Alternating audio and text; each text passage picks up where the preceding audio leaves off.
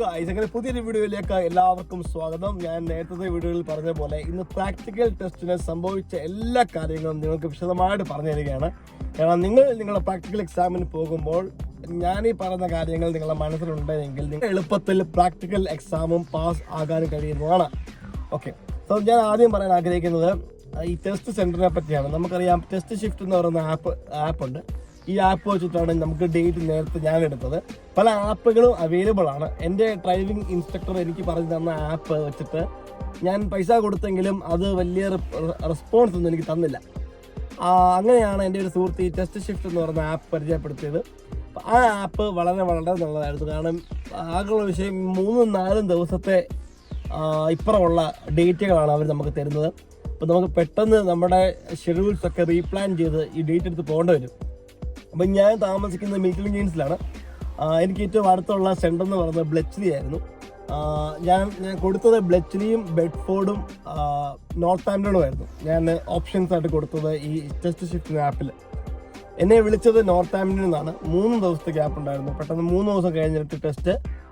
പെട്ടെന്ന് എനിക്ക് പല കാര്യങ്ങൾ അറേഞ്ച് ചെയ്യാനുണ്ടായിരുന്നു. അപ്പോൾ ആ അറേഞ്ച്മെൻറ്റ് കാര്യങ്ങളൊക്കെ ഞാൻ ലാസ്റ്റിൽ പറയാം. ആദ്യം തന്നെ വലിച്ചു നീട്ടാതെ വീഡിയോകളിലെ മറ്റുള്ള കാര്യങ്ങൾ കിടക്കാം. അവിടെ ആര് സംഭവിക്കുന്നതെന്ന് അറിയാമോ? ടെസ്റ്റ് സെന്ററിലേക്ക് നിങ്ങൾ പോകുമ്പോൾ നിങ്ങൾ ആകെ കൊണ്ടുപോകേണ്ടത് നിങ്ങളുടെ ലൈസൻസ് ആണ്. പിന്നെ ഒരു വണ്ടി എന്ന് പറഞ്ഞാൽ നിങ്ങളിപ്പോൾ ഒരു ഡ്രൈവിംഗ് ഇൻസ്ട്രക്ടറിന്റെ അടിയിലാണ് പഠിച്ചെങ്കിൽ അവർ നിങ്ങളുടെ കൂടെ ആ ദിവസം വരും. അത് ദൂരെയൊക്കെ ആണെങ്കിൽ അത് വരത്തില്ല. ചുറ്റുപാടുള്ള സെന്ററുകളിലാണെങ്കിൽ മാത്രമേ ഇപ്പോൾ ഈ ഭൂരിഭാഗം ഡ്രൈവിംഗ് ഇൻസ്ട്രക്ടർമാരും വരത്തുള്ളൂ. എന്നെ അപേക്ഷിച്ച് എൻ്റെ ഡ്രൈവിംഗ് ഇൻസ്ട്രക്ടർ ലോക്കലായിരുന്നു. പുള്ളി നോർത്ത് ആംപ്ടണിൽ വരത്തില്ലെന്ന് പറഞ്ഞു. അപ്പോൾ എനിക്ക് സ്വന്തമായിട്ട് വണ്ടി തപ്പിയെടുക്കേണ്ട ഒരു ആവശ്യം വന്നു. സ്വന്തമായിട്ട് വണ്ടി എന്ന് വെച്ചാൽ എൻ്റെ കാറുണ്ട്, പക്ഷേ എനിക്ക് കാർ ഓടിച്ചുകൊണ്ട് പോകാൻ പറ്റത്തില്ല. കാർ ഓടിച്ചുകൊണ്ട് പോകാം, എനിക്ക് ഇത് ഓട്ടോമാറ്റിക് കാറാണ്. എനിക്ക് വേണ്ടത് മാനുവലായിരുന്നു. അപ്പോൾ മാനുവൽ വണ്ടി വേണം. അപ്പം അത് മാത്രം പോരാ, 3 വർഷം ഇവിടെ വണ്ടി ഓടിച്ച ഒരാളെയും വേണം എനിക്ക്. അപ്പോൾ ഇങ്ങനെ പല കാര്യങ്ങളുണ്ട്. അപ്പോൾ ഞാനെന്ത് എടുത്തു, എൻ്റെ ഞങ്ങളുടെ ചർച്ചിലുണ്ടായിരുന്ന ഞങ്ങളുടെ ഒരു സഹോദരൻ്റെ വണ്ടി പുള്ളി എനിക്ക് തരാമെന്ന് പറഞ്ഞു. പുള്ളി എനിക്ക് തരാമെന്ന് പറഞ്ഞപ്പോൾ ഞാൻ ആ വണ്ടിക്ക് എൻ്റെ പേരിൽ ഒരു ദിവസത്തെ ഇൻഷുറൻസ് എടുത്തു. എൻ്റെ കൂടെ വേറൊരു അച്ചായനും വരാമെന്ന് പറഞ്ഞു. 3 വർഷം ഇതുള്ള ആ അച്ചായൻ്റെ പേരിലും ഒരു ഇൻഷുറൻസ് എടുത്തു. അപ്പോൾ ചുരുക്കം പറഞ്ഞാൽ 2 പേരുടെ പേരിൽ നമ്മൾ ഇൻഷുറൻസ് എടുക്കണം. ഇപ്പോൾ ഈ പറയുന്ന ഫ്രണ്ട് തന്നെ വരുമായിരുന്നെങ്കിൽ അവൻ്റെ വണ്ടി അവന് ഓൾറെഡി ഇൻഷുറൻസ് ഉള്ളതുകൊണ്ട് അവന് എടുക്കേണ്ട ആവശ്യമില്ലായിരുന്നു. ആ ഫ്രണ്ട് വരാൻ പറ്റിയില്ല. അതുകൊണ്ട് ഞാൻ 3 വർഷം ഡ്രൈവിംഗ് എക്സ്പീരിയൻസ് ഉള്ള ഒരു അച്ചായനെ ഒപ്പിച്ചിട്ട് ആ അച്ചായന് ആ വണ്ടിക്ക് ഒരു ഇൻഷുറൻസ് എടുത്തു. ഞാൻ ആ വണ്ടിക്കൊരു ഇൻഷുറൻസ് എടുത്തു. എന്നിട്ട് ഞങ്ങൾ നോർത്ത് ആംപ്ടണിലേക്ക് പോയി. അവിടെ പോയിട്ട് ഈ ടെസ്റ്റ് നടന്നു. ശരി, നോർത്ത് ആംപ്ടണിൽ നമ്മൾ ചെല്ലുമ്പോൾ, അല്ലെങ്കിൽ നിങ്ങളുടെ ടെസ്റ്റ് സെൻ്ററിൽ ചെല്ലുമ്പോൾ അവിടെ ആദ്യം നിങ്ങൾ ചെയ്യുന്നത് ഓഫീസിൽ പോയിരിക്കുക. നിങ്ങൾ ഓഫീസിൽ പോയിരിക്കുമ്പോൾ അവിടെ ഈ മഞ്ഞ കോട്ടിട്ട ഇൻസ്ട്രക്ടർമാർ ഒരേ സമയത്ത് ഒരുപാട് പേരുണ്ട് അവിടെ. നമ്മളിപ്പം ഞങ്ങൾ ചെന്നപ്പോൾ ഒരു 10-15 പേരോട് ഉണ്ടായിരുന്നു. അപ്പോൾ ഞാനവിടെ വെയിറ്റ് ചെയ്ത് ഇങ്ങിരുന്നു. എൻ്റെ സമയം രാവിലെ 9 മണിയായിരുന്നു, റെസ്റ്റ് ടൈം ആയിരുന്നു. ഞാൻ നോക്കിയപ്പോൾ ഈ മഞ്ഞ ഡ്രസ് ഇട്ട ഒരു 6-7 പേര് ഒരുമിച്ച് വന്നു. അവരുടെ പാഡിൽ അവരുടെ ഐപാഡിൽ അവർ നോക്കി ഓരോ ആൾക്കാരുടെ പേര് വിളിച്ചു. അങ്ങനെ പേര് വിളിച്ചവർ ഈ ഇൻസ്ട്രക്ടറുടെ കൂടെ. അപ്പം പോകുന്നതിന് മുന്നേ അവർ ആ പാഡിനകത്ത് ഡീറ്റെയിൽസ് ഒക്കെ നോക്ക്, എന്നിട്ട് ആ വ്യക്തിയോട് സൈൻ ചെയ്യാനും പറയുന്നുണ്ടായിരുന്നു. അങ്ങനെ എൻ്റെ ആൾ വന്നു. എൻ്റെ ആൾ ലിജോ ജോർജ് പേര് വിളിച്ചു. ഞാൻ എഴുന്നേറ്റു, പാഡ് കാണിച്ചു, ഇതിൻ്റെ ഡീറ്റെയിൽസ് ഒക്കെ നോക്കാൻ പറഞ്ഞു. എല്ലാം ഓക്കെ ആണെങ്കിൽ അവിടെ സൈൻ ചെയ്യാൻ പറഞ്ഞു. അങ്ങനെ ഞാൻ ആ പാഡ് സൈൻ ചെയ്ത് ഓക്കെ ശരി ഫോളോ മീ എന്ന് പറഞ്ഞ് പുള്ളി നടന്നു പോയി. ഞാൻ ഒന്നും അറിയാത്ത പോലെ പുള്ളിയുടെ പുറകിൽ ഇങ്ങനെ പോയി. എൻ്റെ വണ്ടി വെളി കിടക്കുകയാണ്. വണ്ടിയുടെ ഫ്രണ്ടിലും ബാക്കിലും എല്ലൊട്ടിക്കണം, ഞാനവിടെ പോയി. പുള്ളി ആദ്യം കൊണ്ടുപോയത് ഒരു നീളത്തിൽ കിടക്കുന്ന ഒരു ബിൽഡിംഗ് ആണ്. ഈ ബിൽഡിങ്ങിന്റെ ഫ്രണ്ടിൽ റോഡ് നീളത്തില്ല. അപ്പം ഇറങ്ങുമ്പം ലെഫ്റ്റ് സൈഡിൽ കുറേ വണ്ടികൾ പാർക്ക് ചെയ്തിട്ടുണ്ട്. പുള്ളി എന്നെ നടത്തിച്ച് റൈറ്റിലോട്ട് കൊണ്ടുപോയി. എൻ്റെ പുറകെ ഞാൻ പറഞ്ഞു. ഞാൻ പുള്ളിയുടെ കൂടെ നടന്ന് അത് മറ്റേ അറ്റം വരെ പോയിട്ട് തിരിഞ്ഞിട്ട് പുള്ളിയോട് പറഞ്ഞു, അവിടുന്ന് ലെഫ്റ്റിൽ നിന്ന് 2ാമത് കിടക്കുന്ന വണ്ടിയുടെ നമ്പർ വായിക്കാൻ പറഞ്ഞു. എനിക്ക് ഞാനത് ദൂരമുണ്ട്. നോർമലി നമുക്കറിയാം കണ്ണാടി വെക്കുന്നവർക്ക് നിങ്ങളുടെ കണ്ണിൻ്റെ ഈ ടെസ്റ്റ് നിങ്ങൾ ചെയ്തിട്ടുള്ളൂ. ഞാൻ പോയ സമയം ഭയങ്കര ക്ലൗഡി ആയിരുന്നു. എനിക്ക് ഇച്ചിരി പ്രയാസമായിരുന്നു. പക്ഷേ എന്തോ ദേവാധീനം കൊണ്ട് ഞാൻ വായിച്ചത് കറക്റ്റ് ആയിരുന്നു. എനിക്കത് വായിക്കാൻ പറ്റി. നിങ്ങൾ ശ്രദ്ധിച്ചോണം, ഈ മാക്സിമം ഈ ക്ലൗഡിയുള്ള സമയങ്ങളിലൊക്കെ കണ്ണിന് വിഷയമുള്ളവർ, എന്തെങ്കിലും ഇച്ചിരെങ്കിലും വിഷയമുള്ളവർ വണ്ടി ഓടിക്കരുത്. ഞാൻ പറഞ്ഞത് ഈ ക്ലൗഡിനെസ് ഒക്കെ വരുമ്പോൾ എന്തെങ്കിലും നിങ്ങൾക്ക് നമ്പറുകൾ കാണാനൊക്കെ പ്രയാസമുള്ളവരൊക്കെ ആണെങ്കിൽ നിങ്ങളൊന്ന് ഇച്ചിരി കൂടെ ക്ലൗഡിനെസ് ഇല്ലാത്ത ദിവസങ്ങൾ ഇച്ചിരി കൂടെ ഇപ്പോഴത്തെ ക്ലൈമറ്റിലൊക്കെയാണ് ഇച്ചിരി ഉച്ച സമയങ്ങളൊക്കെ എടുക്കുവാണെങ്കിൽ നല്ലതായിരിക്കും ടൈം. ഇതൊക്കെ ഓരോ ഓപ്ഷൻസ് കേട്ടോ. ഇതൊക്കെ നുറുക്കുവിദ്യയാണ്, നിങ്ങൾക്ക് ഇഷ്ടമുണ്ടെങ്കിൽ ചെയ്താൽ മതി. അപ്പോൾ ഞാൻ നമ്പർ വായിച്ചു, നമ്പർ കറക്റ്റ് ആയിരുന്നു. പുള്ളി പറഞ്ഞു ഓക്കെ ഫോളോ മീ എന്ന് പറഞ്ഞു. എന്നോട് പറഞ്ഞു നീ വണ്ടി കയറി ഇരുന്ന് റെഡി ആക്കിയോ, ഞാൻ വരുവാന്ന് പറഞ്ഞു. ഞാൻ നേരെ വണ്ടിയിൽ കയറി നമ്മൾ പറഞ്ഞ പോലെ സീറ്റ് ബെൽറ്റ് വലിച്ച് നമ്മുടെ സീറ്റൊക്കെ അറേഞ്ച് ചെയ്ത് ഗ്ലാസ് മിററൊക്കെ അറേഞ്ച് ചെയ്തു. എല്ലാം എന്നോട് പറഞ്ഞ് സ്റ്റാർട്ട് ചെയ്യേണ്ടെന്ന് പറഞ്ഞു.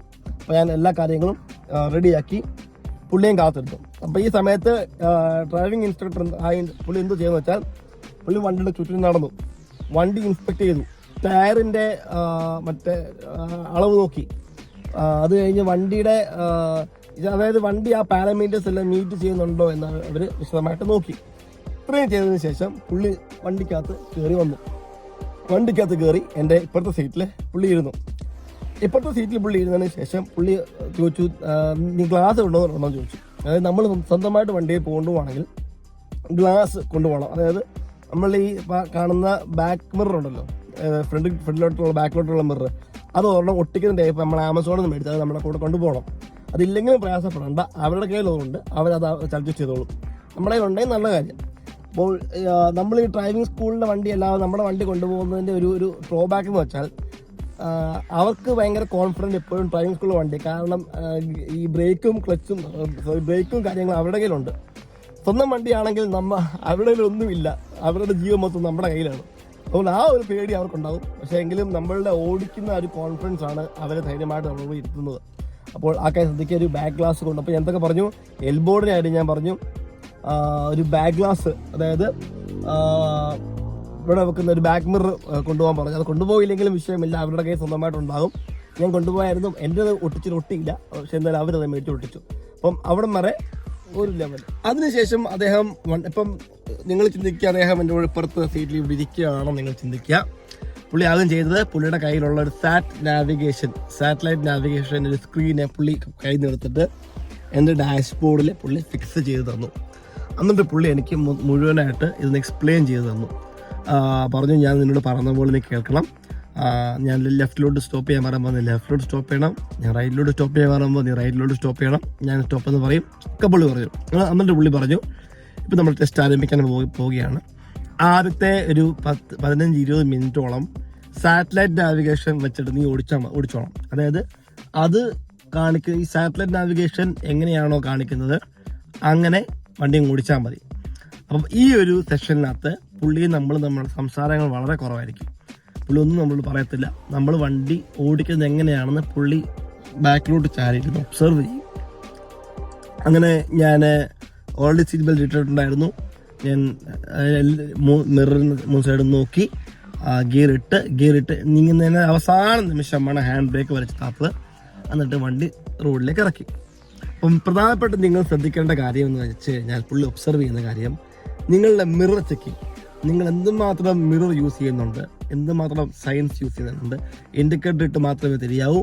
തിരിയുന്നതിന് മുന്നേ മാത്രമല്ല, വണ്ടി തിരിയുമ്പോൾ, വണ്ടി സ്ലോ ചെയ്യുമ്പോൾ, ഗിയർ മാറ്റുമ്പോൾ, എല്ലാ സമയങ്ങളിലും നിങ്ങളുടെ മിററുകൾ 3 മിററുകൾ മാറി നോക്കണം. ഇത് വളരെ വളരെ ഇമ്പോർട്ടൻറ്റ് കാര്യമാണ്. ഈ മിറർ ചെക്കിങ് എന്ന് പറയുന്ന സംഭവം വളരെ ഇമ്പോർട്ടൻ്റ് ആണ്. അത് ചെയ്യുന്നുണ്ടോ? എനിക്ക് തന്നെ എത്രയും ഞാൻ കണ്ട് നോക്കിയിട്ട് പോലും 3 മൈനസ് മാർക്ക് മിറർ ചെക്കിങ് തന്നെ വന്നു. ഞാനാണെങ്കിൽ എല്ലാത്തും നോക്കുമായിരുന്നു, എനിക്ക് പറ്റുന്ന പോലെ എല്ലാം കിടന്നും. എന്നെ അങ്ങനെ പറഞ്ഞുകൊണ്ട് എൻ്റെ ഫ്രണ്ട് അനൂപ് പ്രത്യേകം പറഞ്ഞായിരുന്നു ഞാൻ നോക്കിക്കോണം എന്ന് പറഞ്ഞുകൊണ്ട് ഞാൻ ഭയങ്കരമായിട്ട് നോക്കിയാണ് പോയത്. അതുപോലെ തന്നെ നിങ്ങളുടെ വണ്ടിയുടെ സ്റ്റിയറിങ് രണ്ടും നല്ല സ്ട്രോങ് ആയിട്ട് നല്ല എപ്പോഴും സ്റ്റിയറിംഗ് എന്ന് ഒരിക്കലും കൈ എടുത്ത് നമ്മൾ നാട്ടിലൊക്കെ ഓടിക്കുന്ന പോലെ പറപ്പിച്ചോടിക്കുന്ന പോലെ സ്റ്റിയറിംഗ് എന്ന് കൈ എടുത്ത് വണ്ടി ഓടിക്കരുത്. സ്റ്റിയറിംഗിൽ എപ്പോഴും പിടിച്ചോണം. സോ വണ്ടി നമ്മളുടെ കൺട്രോളാണ് എന്ന് നോക്കിക്കോണം. പിന്നെ നല്ലോണം റോഡിൽ നോക്കിക്കോണം. പിന്നെ ചില സമയങ്ങളിലൊക്കെ നിങ്ങൾക്ക് സ്റ്റോപ്പ് ചെയ്ത് വണ്ടി എടുക്കുമ്പോൾ, അപ്പോൾ ഇതൊക്കെ നോക്കുന്നുണ്ടായിരുന്നു ഞാൻ, എങ്ങനെയാണ് സ്റ്റോപ്പ് എടുക്കുമ്പോൾ ലെഫ്റ്റും റൈറ്റൊക്കെ നോക്കുന്നുണ്ടോ.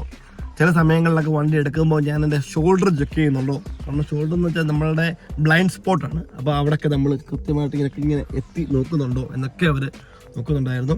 അപ്പോൾ 20 മിനിറ്റോളം കഴിഞ്ഞു. 20 മിനിറ്റ് കഴിയുമ്പോൾ നമ്മളൊരു സ്ഥലത്ത് നിൽക്കും.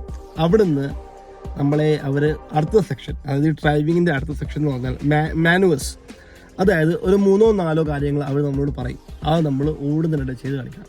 അപ്പോൾ എന്നോട് ചിലപ്പോൾ ഈ ലെഫ്റ്റിലോട്ട് നിർത്തുമെന്ന് പറയുന്നത്, ലെഫ്റ്റിലോട്ട് നിർത്താൻ പറയുമ്പോൾ ചിന്തിച്ചോണം, നമ്മൾ ഡ്രൈവേയുടെ ഫ്രണ്ടിലോ വഴി വരുന്നിടത്തോ വഴിയുടെ വളവ് വരുന്നിടത്തോ അങ്ങനെ നിർത്തരുത്. ഏറ്റവും സേഫായിട്ടുള്ള സ്ഥലം നോക്കിയിട്ട് വേണം വണ്ടി നിർത്താൻ.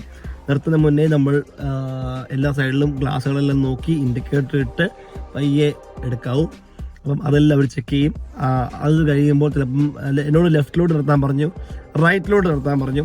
അത് കഴിഞ്ഞ് റൈറ്റിൽ നിന്ന് നിർത്തിയിട്ട് എന്നോട് പറഞ്ഞു 2 വാഹനത്തിൻ്റെ അളവിൽ പുറമോട്ട് പോകാൻ പറഞ്ഞു.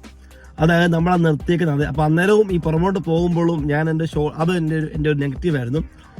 എന്നോട് പറഞ്ഞു പുറമോട്ട് എടുക്കാൻ പറഞ്ഞപ്പോൾ പക്ഷേ പുറമോട്ട് റിവേഴ്സ് പോകാൻ പറഞ്ഞു. ഏകദേശം 2 വണ്ടിയുടെ അളവിൽ പുറമോട്ട് ഈ ലെഫ്റ്റ് സൈഡ് പാർക്ക് ചെയ്തേക്കുന്നത് അതുപോലെ പുറമോട്ട് പോകാൻ പറഞ്ഞു. അപ്പോൾ ആ സമയത്ത് എനിക്ക് പറ്റിയത്, ഞാൻ എൻ്റെ ഷോൾഡർ സൈഡ് ഷോൾഡർ ചെക്ക് ചെയ്തില്ല, ഇത് മാത്രം ചെക്ക് ചെയ്തോളൂ. ഞാൻ സൈഡ് ഷോൾഡർ ഇങ്ങനെ മാറി ചെക്ക് ചെയ്യണം, ഈ സൈഡ് ഷോൾഡർ മാറി ചെക്ക് ചെയ്യണമായിരുന്നു. അത് നിങ്ങൾ ശ്രദ്ധിച്ചോണം. അത് പ്രത്യേകം ചെക്ക് ചെയ്യണം. ചെക്ക് ചെയ്ത് എല്ലാ പുറകിലും സൈഡിലൊന്നും ആരുമില്ല എന്ന് ഉറപ്പ് വരുത്തിയിട്ട് മാത്രമേ പയ്യെ ഗിയറിട്ട് വണ്ടി റിവേഴ്സ് പോകാവൂ. റിവേഴ്സ് പോകുമ്പോൾ നിങ്ങൾ ഗ്ലാസിനകത്ത് കൂടെ ആ ഒരു അളവ് നോക്കി ഒരേ ലെവലിൽ വണ്ടി റിവേഴ്സ് പോയാൽ മതി. അത് നല്ലൊരു മാനർ. ഓക്കെ ഗൈസ്, ഒരു മാനറിനോടെ പറയാൻ വിട്ടുപോയായിരുന്നു. അതായത് ചെറിയൊരു കയറ്റത്ത് കൊണ്ടുപോയി വണ്ടി നിർത്തിച്ചിട്ട് അവിടുന്ന് വണ്ടി എടുക്കാൻ പറയും. അങ്ങനെ ഒരു മാനറുണ്ട്. ഞാനത് മെയിൻ വീഡിയോ ഒക്കെ പറയാൻ മറന്നു പോയതാണ് ഇത് ബാഡ് ചെയ്യുന്നത്. അപ്പോൾ നിങ്ങൾ ശ്രദ്ധിച്ചോളം, നിങ്ങളൊന്ന് പ്രാക്ടീസ് ചെയ്തോണം. വലിയ കുത്തന കയറ്റമൊന്നുമല്ല, സാധാരണ ഒരു കയറ്റത്ത് കൊണ്ടുപോയി വണ്ടി സൈഡിൽ ആദ്യം ലെഫ്റ്റിലോട്ട് വെക്കാൻ പറയും. അവിടുന്ന് ആ വണ്ടി നിങ്ങൾ എടുക്കാൻ പറയും. അപ്പോൾ മാനുവൽ വണ്ടിയൊക്കെ ആണെങ്കിൽ ഇച്ചിരി ബുദ്ധിമുട്ടൊന്നല്ല, 1-2 വട്ടം നല്ല രീതിയിൽ പ്രാക്ടീസ് ചെയ്താൽ പറ്റും. ഓക്കെ, ആ ഒരു മാനുവർ ഞാൻ മെയിൻ വീഡിയോ ചേർക്കാൻ മറന്നുപോയി. സോ അതും പ്രാക്ടീസ് ചെയ്യണം. ഓക്കെ, ഇതെല്ലാവരും ഉള്ള മാനുവറാണ് എമർജൻസി സ്റ്റോപ്പ്. അത് ഒരു വല്ലാത്ത മാനുവറാണ്. അവർ നിങ്ങളോട് പറയും. അടുത്ത മാനുവർ എന്ന് പറഞ്ഞാൽ എമർജൻസി സ്റ്റോപ്പാണ്.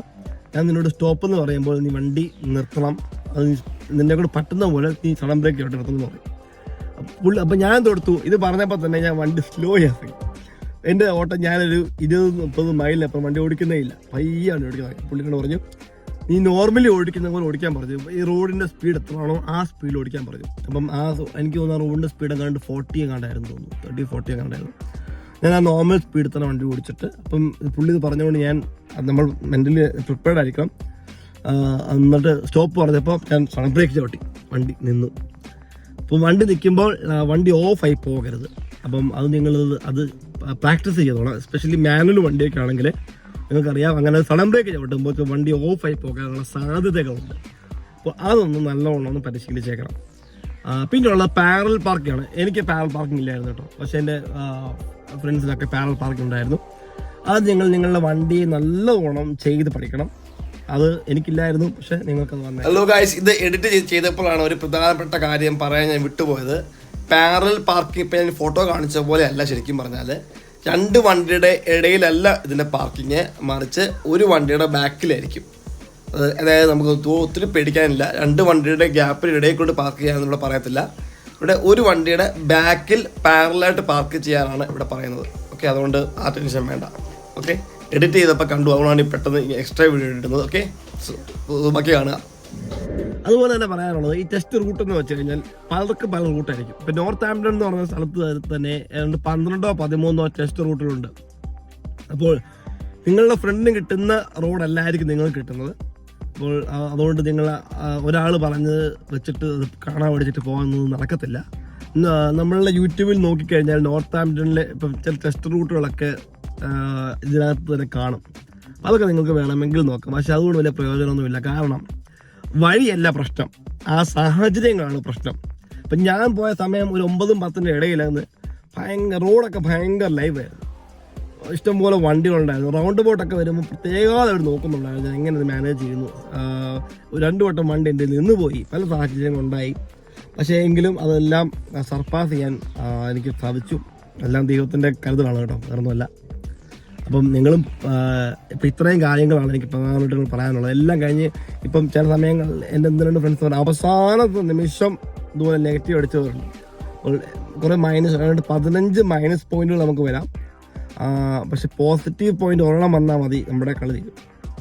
അപ്പം മൈനസ് പോയിന്റുകൾ നമുക്ക് കുറേ വരും. അപ്പം എനിക്കൊന്ന് 3-4 മൈനസുകൾ കൂടുമ്പോൾ പോസിറ്റീവ്, പക്ഷെ അങ്ങനെ വന്നാൽ കുഴപ്പമില്ല. പക്ഷെ ഒറ്റ പോസിറ്റീവായിട്ട് വന്നു കഴിഞ്ഞാൽ ആ മൊത്തം ഡ്രൈവിംഗ് പരിപാടി അവിടെ വെച്ച് നിർത്തും. അത് വന്നിട്ട് തിരിച്ച് പോയിക്കൊള്ളാൻ പറയും, തിരിച്ച് മറ്റേ നമ്മളുടെ ഓഫീസിലേക്ക് പോയിക്കൊള്ളാൻ പറയും. അപ്പോൾ ഓഫീസിൽ നിന്ന് സ്റ്റാർട്ട് ചെയ്ത് ഓഫീസിൽ തിരിച്ചെത്തുന്ന പോലെയാണ് ഈ ടെസ്റ്റ് റൂട്ട് ഡിസൈൻ ചെയ്തേക്കുന്നത്. 40 തൊട്ട് 45 മിനിറ്റ് വരെയാണ് ഇതിൻ്റെ ദൈർഘ്യം. അപ്പോൾ പേടിക്കേണ്ടതായിട്ടൊന്നുമില്ല. നമ്മൾ കഴിഞ്ഞ് പാസ്സായെങ്കിൽ നമ്മളോട് ചെല്ലുമ്പോൾ നമ്മളും ഇത് അവസാനം അദ്ദേഹം ഇവിടെ ഇരിക്കുമായിരിക്കുമല്ലോ, അദ്ദേഹം നമ്മളോട് പറയും നീ ഈ ടെസ്റ്റ് വിജയിച്ചിരിക്കുന്നു, അല്ലെങ്കിൽ നിനക്ക് ഈ വട്ടം ടെസ്റ്റ് കിട്ടിയില്ലെങ്കിൽ അത് പറയും പ്രയാസപ്പെടേണ്ട, അവർ നിങ്ങൾക്ക് എഴുതി തരും ഏത് പോയിന്റാണ് നമുക്ക് നഷ്ടപ്പെട്ടു പോയത്, എവിടെയായിരുന്നു നമ്മുടെ പരാജയത്തിന് കാരണമെന്ന്. അടുത്ത വട്ടം നമ്മൾ അതൊന്നും ചുരുടൊന്ന് വെച്ചിട്ട് പോയി ടെസ്റ്റ് എഴുതിയാൽ മതി, 100% നമുക്കത് കിട്ടും. അപ്പോൾ അതായിരുന്നു. അപ്പം എനിക്കത് ഫസ്റ്റ് അറ്റംപ്റ്റിൽ ദൈവം സഹായിച്ച് കിട്ടി. അതുപോലെ പുള്ളി എന്നോട് പറഞ്ഞു നിനക്ക് 2-3 ദിവസത്തിനുള്ളിൽ ക്രിസ്മസിന് മുന്നേ, ആ സമയത്ത് ഞാൻ എടുത്തത്, ആ സമയത്ത് നിനക്ക് ലൈസൻസ് വീട്ടിൽ വന്നോളും. എൻ്റെ പ്രൊഫഷണൽ ലൈസൻസ് പുള്ളിയുടെ കൈ കൊണ്ടുപോയി ഒരു പേപ്പർ, എനിക്കൊരു പാസ് സർട്ടിഫിക്കറ്റ് പേപ്പർ തന്നു. എന്നോട് പറഞ്ഞു നിനക്ക് വേണമെങ്കിൽ നീ എല്ലായിടത്തും മാറ്റി പി വെച്ചിട്ട് വേണമെങ്കിൽ പി വെച്ചിട്ട് ഓടിക്കാവുന്നത്. പി എന്ന് വെച്ച് കഴിഞ്ഞാൽ പാസ്സായ ഡ്രൈവർ എന്നാണ്. പി വെച്ചിട്ട് ആദ്യത്തെ കുറച്ചാൾ വേണമെങ്കിൽ ഓടിച്ചാൽ മതി, ഓപ്ഷനൊന്നുമില്ല. ഇൻഡിപെൻഡൻ്റ് ആയിട്ട് വണ്ടി ഓടിക്കാം എന്ന് പറഞ്ഞു. അപ്പം ഇതാണ് ടെസ്റ്റ് ഡേയിൽ സംഭവിച്ച കാര്യങ്ങൾ. നിങ്ങൾ ടെൻഷൻ അടിക്കേണ്ട യാതൊരു കാര്യവുമില്ല. കാരണം അവർ ഭയങ്കര ഫ്രണ്ട്ലി ആണെന്ന് പറയാൻ പറ്റത്തില്ല. ഓരോ ആൾക്കാരുടെയും വ്യക്തിത്വം അനുസരിച്ചാണ്. എനിക്ക് കിട്ടിയ ആളത്ര ഫ്രണ്ട്ലി അല്ലായിരുന്നു. പക്ഷേ ആള് സംസാരിക്കുന്നൊക്കെ ഉണ്ടായിരുന്നു. പക്ഷെ നമ്മൾ ഈ സാധാരണ ഇംഗ്ലീഷുകാരെ കാണുന്ന പോലെ ചിരിച്ച് കളിച്ചാൽ ഓക്കെ. പക്ഷേ ചിരിച്ച് കളിക്കുന്നവരാണ് പണി തരുന്നതെന്നാണ് ഞാൻ കേട്ടത് കൂടുതലും പേര്. അപ്പോൾ ചിരിച്ച് കളിച്ചൊന്നും നോക്കി നിങ്ങളുടെ അവരുടെ സ്വാതന്ത്ര്യം തരുമ്പോൾ നമ്മൾ ചിന്തിക്കില്ല അവിടെ നമ്മൾ പാസ്സാക്കുന്നത്. നമ്മളുടെ കാര്യങ്ങൾ നമ്മളവിടെ ഡ്രൈവിംഗ് ടെസ്റ്റ് ഓടിച്ച് കാണിക്കാൻ ചെന്നവരാണ്, അവരുടെ വൃത്തിക്ക് അത് ഓടിച്ച് കാണിക്കുക. അങ്ങനെയാണെങ്കിൽ നിങ്ങൾ പാസ്സായിക്കോളും. Nothing to worry. ഓക്കെ. അപ്പം കഴിഞ്ഞ ദിവസത്തെ വീഡിയോ ഒക്കെ നല്ല റീച്ച് ഉണ്ടായിരുന്നു. അപ്പോൾ അന്ന് ഒരുപാട് നന്ദി. നിങ്ങൾ തുടർന്നും വീഡിയോകൾ കാണുക. കഴിഞ്ഞ ദിവസത്തെ വീഡിയോയ്ക്കിടയിൽ ഒരു സുഹൃത്ത് വന്ന് ചോദിച്ചിരുന്നു അദ്ദേഹത്തിന് ഓട്ടോമാറ്റിക് ലൈസൻസ് വെച്ചിട്ട് മാനുവൽ വണ്ടി ഓടിക്കാൻ പറ്റുമോ? ഇല്ല, ഓടിക്കാൻ പറ്റത്തില്ല. ഓട്ടോമാറ്റിക് വണ്ടി ഉള്ള ലൈസൻസ് ഉള്ളവർക്ക് മാനുവൽ ഓടിക്കാൻ പറ്റത്തില്ല. പക്ഷെ മാനുവൽ ഉള്ളവർക്ക് ഓട്ടോമാറ്റിക് 2 വണ്ടി ഓടിക്കാം. അപ്പോൾ അത്രയൊക്കെ ഉള്ളൂ ഇന്നത്തെ വീഡിയോയുടെ വിശേഷങ്ങൾ. നിങ്ങൾക്ക് വീഡിയോ ഉപയോഗപ്രദമായെന്ന് ഞാൻ വിശ്വസിക്കുന്നു. ഷെയർ ചെയ്യുക, ലൈക്ക് ചെയ്യുക, ഒന്ന് സബ്സ്ക്രൈബ് ചെയ്യാൻ സഹായിക്കുക. തുടർന്നുള്ള വീഡിയോകൾ ഇനി കാണുക. Okay, so that's all. Thank you very much. By.